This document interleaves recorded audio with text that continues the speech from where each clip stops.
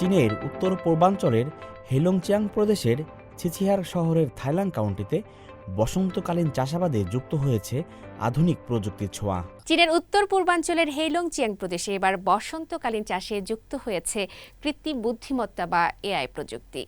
ড্রোনের মাধ্যমে সার প্রয়োগ থেকে শুরু করে জমি প্রস্তুত সবকিছুই হচ্ছে আরও দ্রুত ও নির্ভুলভাবে। কৃষিতে এআই প্রযুক্তির ব্যবহার কিভাবে বদলে দিচ্ছে উৎপাদন ব্যবস্থা, তা নিয়ে আরও বিস্তারিত জানাচ্ছেন আল-আমিন আজাদ।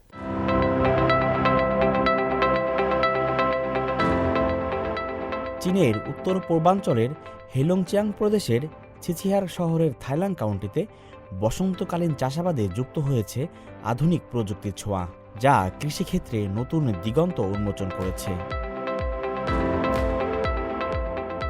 সেংলি টাউনশিপের হেইতি গ্রামে ধান খেতে একসঙ্গে জমি প্রস্তুত, সমতলকরণ এবং সার প্রয়োগ করা হচ্ছে।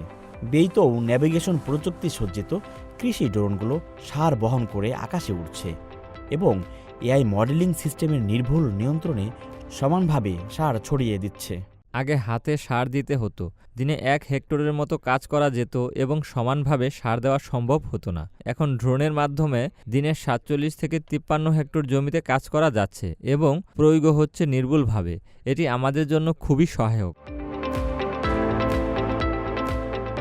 এই এআই সিস্টেম স্থানীয় মাটির ধরন, ধানের জাত এবং পুষ্টির চাহিদা বিশ্লেষণ করে অ্যালগরিদমের মাধ্যমে প্রতিটি জমির জন্য প্রয়োজনীয় সারের পরিমাণ নির্ধারণ করে। আল-আমিন আজাদ, সিএমজি বাংলা।